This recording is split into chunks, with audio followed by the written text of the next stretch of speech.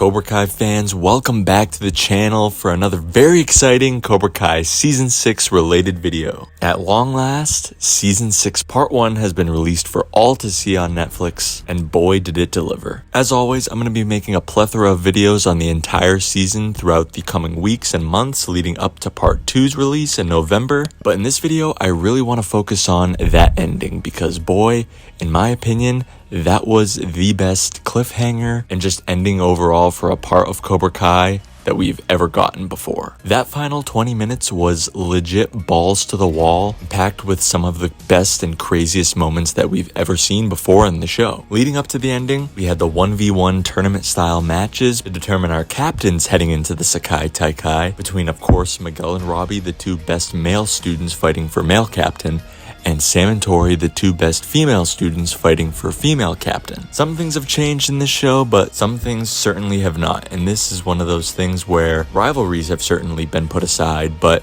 it's still going to be Robby versus Miguel and Sam versus Tori. So heading into Miguel and Robby's fight, they both have a stake in this that make them both more than deserving of being the male captain for Miyagi-Do. Miguel's of course been deferred by Stanford, his top choice to go to college, and headlining the Sekai Taikai as the male captain for this dojo will certainly help his chances of getting accepted when he applies later on in the spring. And Robby, on the other hand, he doesn't really know what his future's gonna be. It's kind of not been written yet. And also he's coming off of losing in the finals of back-to-back All-Valley tournaments, so he's just itching for a tournament victory. And this match between Miguel and Robby is one of, if not the closest fight that they've ever had. It ultimately ends up with Robby coming out on top. And I was definitely a fan of this decision because Robby's one of my favorite characters. I do think it's due for him to get a win for once in this show. I'm not really sure what the Sekai Taikai is going to hold for him, but it was definitely good to see him get a fair and well-deserved win in Part 1. And perhaps the best part of the outcome of Miguel and Robby's fight is that even after Miguel was really disappointed that he lost, he still didn't lose his cool.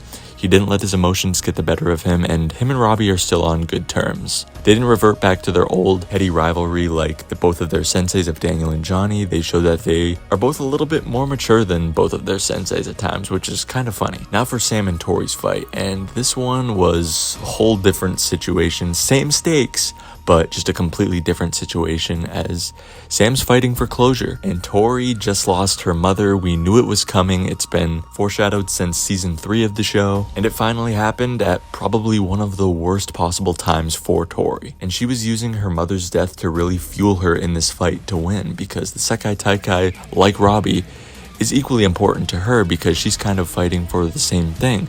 Her future's kind of clouded. She doesn't know what's gonna come with it. And like Robby, again, the Sekai Taikai might be her only chance of reaching the goals that she has set for herself. Now, Robby and Miguel's fight was definitely emotional, but this one was that times 10. And as Sam looks like she's getting the better of Tori because Tori's coming from a place of just pure emotion and relentlessness in her fighting style, Amanda, of all people, gets the call from the Reseda hospital to inform her that Tori's mother died. I'm not really sure why they called Amanda. I'm guessing she was just another point of contact that they had on file because Amanda was used to vouch for Tori to get her back into school, so she was probably legitimately the only other person that they could call. And Daniel and Amanda stop the fight because they don't think that Tori's in the right headspace to fight. But Johnny, on the other hand, thinks quite the opposite of Daniel, and he thinks that Tori should fight. It's one of those situations. I definitely get where Johnny's coming from, but I think he's just going about it a little bit the wrong way.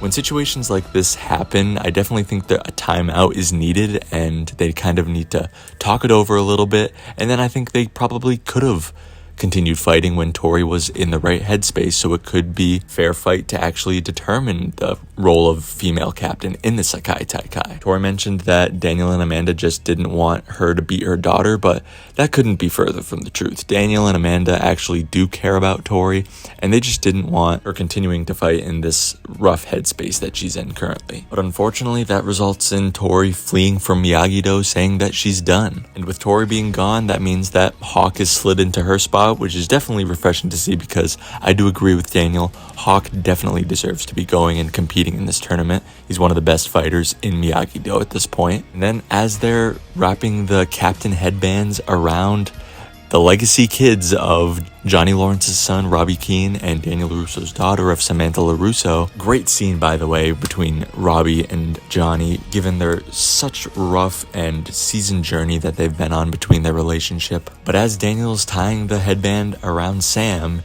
he makes a shocking realization that he's seen this logo on a headband before, and he rushes to Mr. Miyagi's secret box of treasures, and he makes the correlation that Mr. Miyagi fought in the Sekai Taikai at some point in time during his younger years, as a nearly identical but more older headband was found in his trunk. And the scariest part about this is that it had plenty blotches of blood on it. And it's probably making Daniel and all of us wonder, what did we get our kids into? And in regards to Mr. Miyagi fighting in the Sekai Taikai, that's really interesting because I think him fighting in the Sekai Taikai is really what forged him to become the Mr. Miyagi that we know and love in the Karate Kid movies. Because as introduced in season 6 of Cobra Kai, Mr. Miyagi was a criminal. He was a liar and a thief. And I think the Sekai Taikai really humbles him, and I think he fought Master Kim, but time will tell, and we'll probably find out in part 2.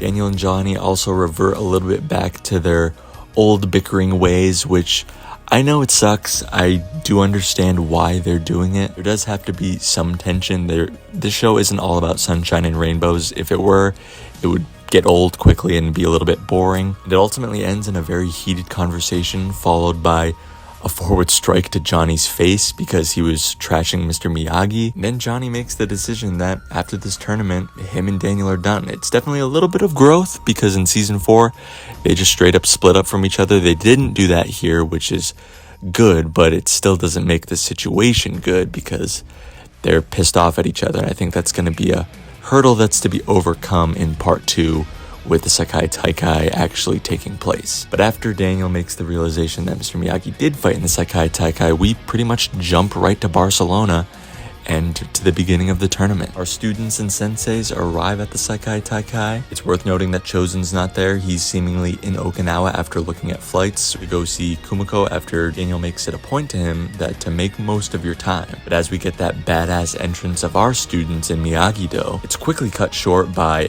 the new Korean Cobra Kai making their grand entrance. The new Korean Cobra Kai logo could not be more badass. I love the design. And the ultimate cliffhanger that we're left with is that Tori has rejoined Cobra Kai and will be fighting under them in the Sekai Taikai. Now, a lot of people are definitely saying, oh, why did Tori betray Miyagi-Do? Why did she betray Robby, her boyfriend, and all of her friends? You gotta go back to what Kreese said to her in the parking garage. He said that no matter how long she's there, she's always going to be played second fiddle to Sam. And you got to think of that situation when they were fighting for the captain slot. You got to think about it from Tori's perspective. Yes, she was not in the right headspace at all. But from her point of view, Daniel stopped her from scoring a point that she was definitely going to land. And it seemed to her like Daniel and Amanda were trying to take this opportunity away from her. And as much as she has been annoyed at Kreese from what he did in season 5, he's always been there for her, and he's always done his best to give her the best possible opportunities he could, because as wild and crazy as Kreese is, he does care about Tori. And what better of a chance to put her skills on display than being the female captain for Cobra Kai? She's got to think about her future and her brother. Yeah, it sucks that she did betray her friends and boyfriend at Miyagi-Do, but she's also thinking about herself and what could really help her and her future with her brother now that her mother's gone. Part 2 of season 6 is really going to bring some conflicts that we've seen before in this show, but it's certainly going to bring some that we haven't seen. And with season 2 ultimately going to be where the Sekai Taikai is going to be taking place, it's definitely going to make for a lot of high anticipated action and a lot of craziness, and I'm sure the outcomes are going to be something that are really going to shock us as fans. It was definitely a cool thing that the Big 3 announced that part 2 will be coming out a couple weeks before the original release date of November 28th. November 15th can't come soon enough, and I'll be sure to have you guys covered completely leading up to the release of part 2. It's going to be a wild time to be a Cobra Kai fan. But guys, that's going to do it for my explanation / breakdown on how the ending played out for season 6 part 1. Definitely leave a like on the video if you got something I did today, and leave a comment down below what your favorite thing was from season 6 part 1. Make sure that you're subscribed to my channel if you love everything when it comes to Cobra Kai. Like I said, I got tons of videos in the pipeline that you're not going to want to miss. Thank you all so much for watching, and I'll see you in the next one. Peace.